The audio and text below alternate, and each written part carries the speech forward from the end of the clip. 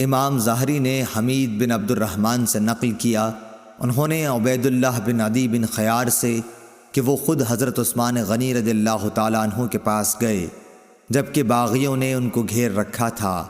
انہوں نے کہا کہ آپ ہی عام مسلمانوں کے امام ہیں، مگر آپ پر جو مصیبت ہے وہ آپ کو معلوم ہے۔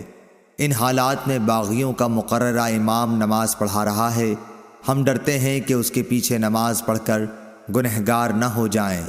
حضرت عثمان رضی اللہ تعالیٰ عنہ نے جواب دیا، نماز تو جو لوگ کام کرتے ہیں ان کاموں میں سب سے بہترین کام ہے، تو وہ جب اچھا کام کریں تم بھی ان کے ساتھ مل کر اچھا کرو، اور جب وہ برا کام کریں تو تم ان کی برائی سے الگ رہو۔ اور محمد بن یزید زبیدی نے کہا کہ امام ظاہری نے فرمایا، ہم تو یہ سمجھتے ہیں کہ ہجڑے کے پیچھے نماز نہ پڑھیں، مگر ایسی ہی لاچاری ہو تو اور بات ہے جس کے بغیر کوئی چارہ نہ ہو۔